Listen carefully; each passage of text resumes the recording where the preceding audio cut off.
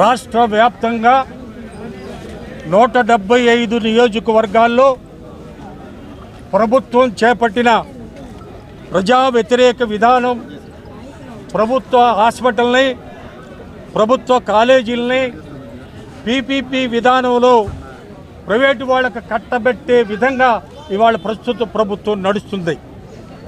దానికి వ్యతిరేకంగా పేద బడుగు బలహీన వర్గాల వాళ్ళందరికీ ఉపయోగపడే విధంగా మధ్యతరగతి కంటే దిగువ భాగాన ఉన్న ప్రతి వాళ్ళు కూడా లబ్ధి పొందాలంటే ఈ ప్రైవేట్ పరం చేయటం ఆపాలి. ప్రభుత్వం తప్పనిసరిగా ఆపి తీరాలని మేము ప్రభుత్వాన్ని డిమాండ్ చేస్తున్నాం ఇవాళ.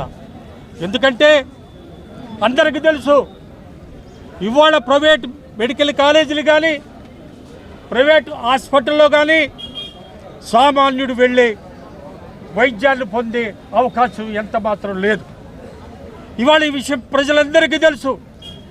అందుకనే మోకంబడిగా 175 నియోజకవర్గాల్లో రాష్ట్రం యావత్తు అట్టుడుకుపోతున్న ఇవాళ ఈ సమస్య.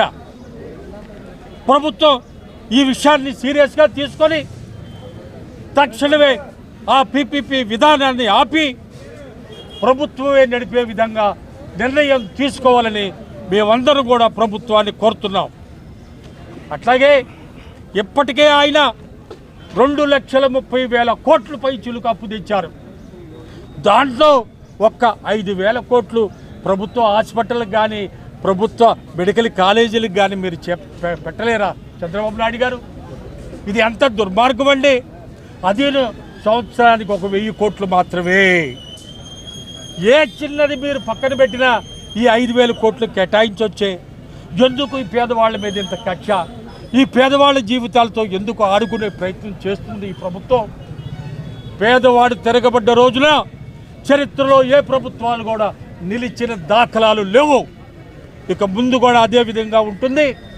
ఇవాళ పేదలందరి ఆర్తనాదాల్ని వీళ్ళందరూ విన్నవించుకున్న ఈ 1 కోటి సంతకాల విన్నపాన్ని కూడా మీరు పరిగణలోకి తీసుకొని తప్పనిసరిగా ఇవాళ పీపీపీ విధానాన్ని మీరు ఆపి ప్రభుత్వ పరంగా చేపట్టాలని మేమందరం కూడా కోరుకుంటున్నాం ప్రజలందరి తరపున.